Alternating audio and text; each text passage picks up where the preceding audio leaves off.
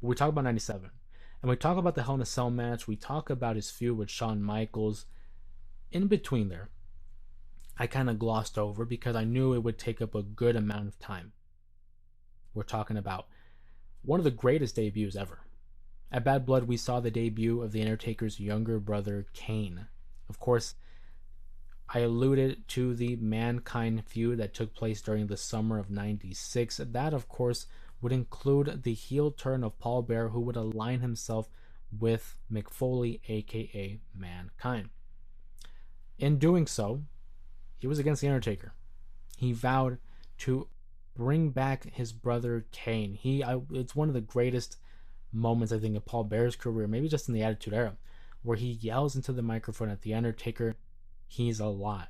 Your brother is alive, Undertaker." And this, the haunting face that Undertaker has, as if, no, that can't be true. I don't know what you're talking about, but it was revealed that The Undertaker had set their home on fire, essentially killing their parents and his younger brother, supposedly. But it wasn't the case. He survived the flames. He survived the the house fire, and he would return wearing a mask and a full body suit to cover the scars that were left as a result of the heinous and evil attack by the Undertaker. Of course, that rivalry would lead to a WrestleMania 14 match that would lead to an Inferno match where you had to light your opponent on fire to win, and it would also lead to a an unholy alliance between the two during the late 1998.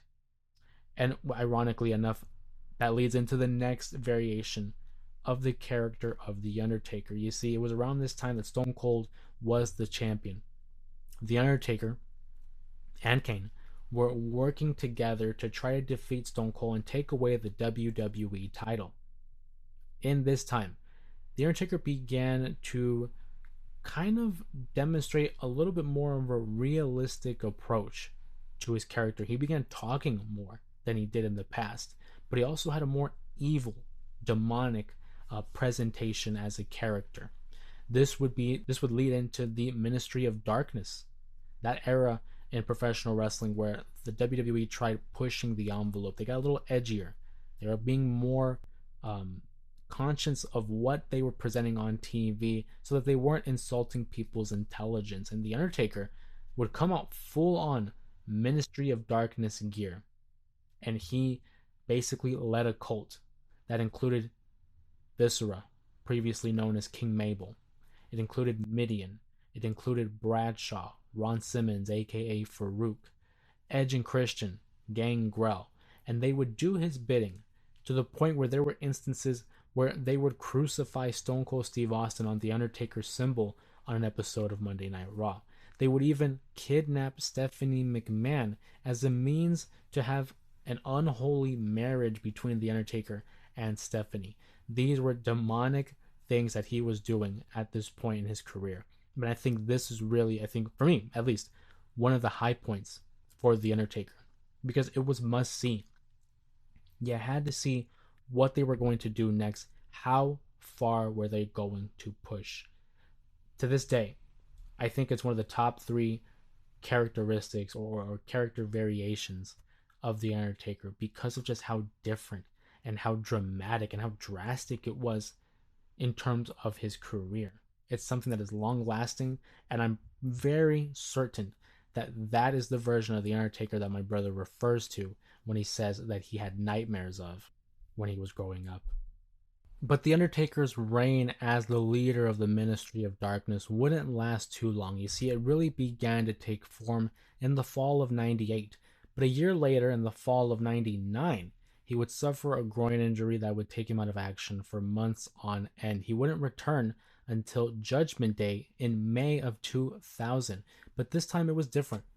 He no longer had the Ministry of Darkness look where he had the big, cape, the dark makeup, the dark overall presence, and certainly not the demonic cult-like group that followed him. Instead, he wore clothes that were much more of that what Mark Calloway would wear outside of professional wrestling. He would have on leather jackets, leather vests, a bandana, sunglasses, and rode a motorcycle to the ring. Of course, I'm referring to the time that he was referred to as the American Badass, full on with Kid Rock and Limp Bizkit theme songs that would air throughout the arena as he made his way to the ring.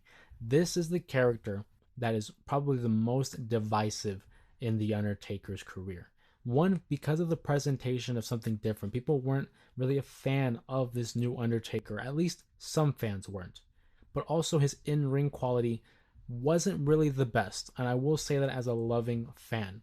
When you look at his time in the 2000s and the 2010s, that of course is a high mark.